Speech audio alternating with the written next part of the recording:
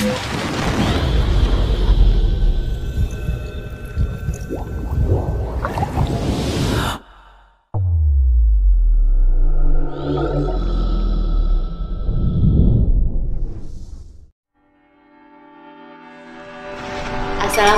warahmatullahi wabarakatuh. Hello, welcome back to English Learning Time.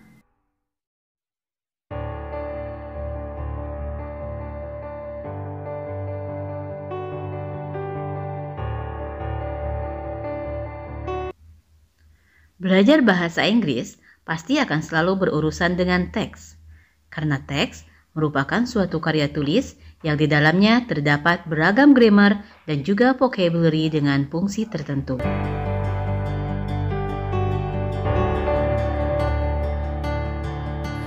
Okay, this time we are going to learn about news item text.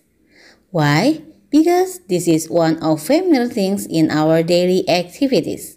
Let's begin. Apa itu news item text? Mengutip dari Create Web Quiz, news item is a text which informs reader about events of the day.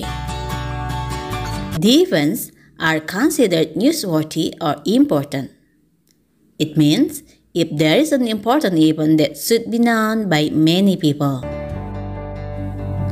News item text adalah sebuah teks dalam bahasa Inggris yang menceritakan suatu kejadian atau peristiwa penting yang memiliki nilai informasi sehingga layak untuk dijadikan berita atau news. Nah, news item terbagi menjadi dua jenis, yaitu yang disampaikan secara lisan dan tertulis. News item lisan banyak disampaikan melalui media elektronik seperti radio, televisi, dan multi-platform media online. Sedangkan news item tertulis bisa kita temukan di berbagai media cetak dan online. Berikut ini adalah generic structure atau struktur dari news item text. Sebuah teks terbentuk oleh struktur yang berbeda-beda. Lalu, apa saja struktur yang ada pada news item text? Struktur yang pertama adalah main event atau newsworthy event. Mengambil dari kata main yang artinya adalah utama, lalu event yang berarti kejadian, maka main event adalah paragraf yang berisi tentang ringkasan penting dari suatu peristiwa, sehingga bisa menjadi highlight untuk disampaikan pada pembaca, dengan mempertimbangkan aspek aktualitas peristiwa. Hal lain yang harus dipertimbangkan untuk menyusun main event adalah penting atau tidaknya suatu peristiwa, serta seberapa besar pengaruhnya terhadap pembaca. Contoh, mana yang lebih penting diinformasikan? Informasi bencana gempa Cianjur atau informasi pernikahan salah satu selebgram? Struktur yang kedua yaitu elaboration atau background event.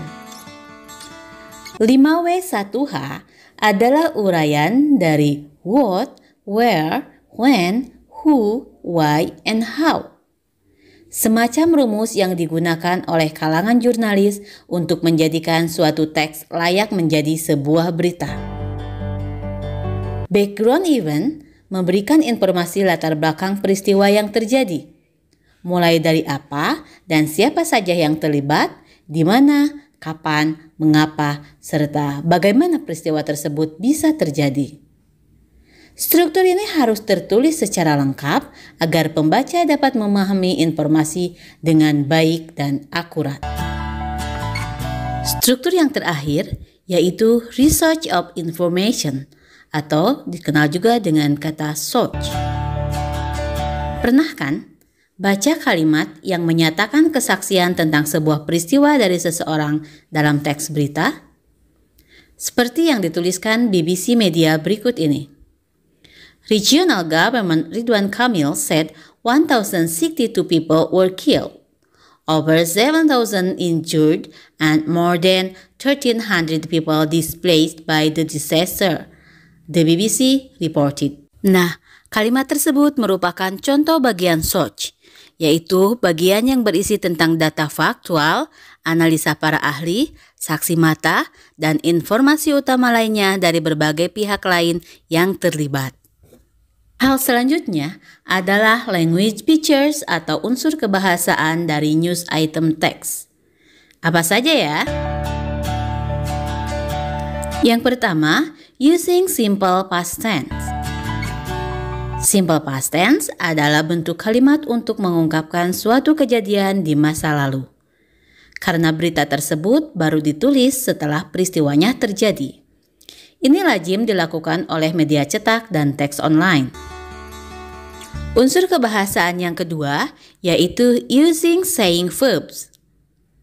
Di akhir sebuah laporan berita teks maupun lisan akan diakhiri dengan satu statement identitas lembaga media serta aktivitas jurnalistik.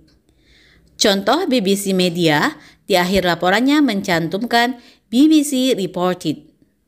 Nah, BBC sebagai lembaga informasi dan reported merupakan salah satu contoh saying verbs. Jadi, saying verbs adalah kata kerja yang identik terjadi pada aktivitas percakapan.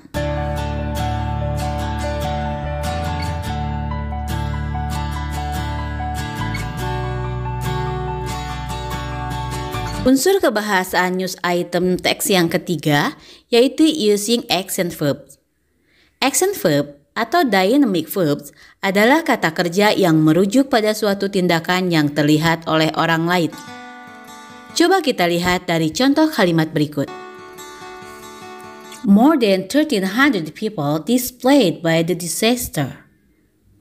Lebih dari 13.000 orang mengungsi akibat bencana tersebut. Pada kalimat tersebut ada kata displace yang artinya mengungsi. Aktivitas perpindahan orang ini disampaikan dengan kata displace sebagai contoh action verbs. Unsur kebahasaan yang berikutnya yaitu using adverb. Adverbs adalah hal penting lain dalam news item text, yaitu kata keterangan yang menjelaskan kata kerja dan kata sifat.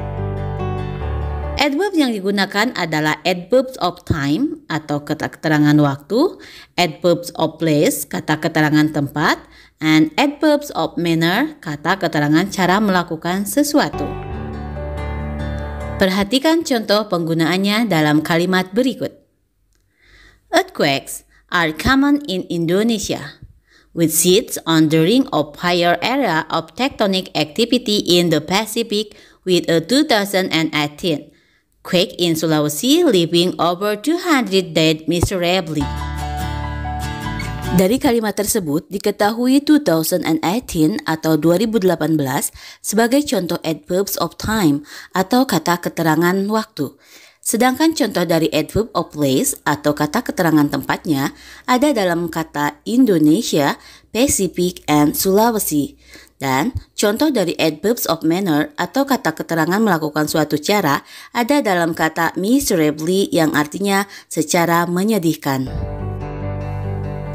Kenapa kita harus peduli, memahami, dan mampu menyusun news item teks? Karena di era multiplatform saat ini, dengan segala kemudahan perangkat teknologi, semua orang bisa menjadi pembuat dan penyebar berita. Ayo, jadi pembuat dan penyebar berita yang bijak dan baik. Never stop learning because life is never stop teaching.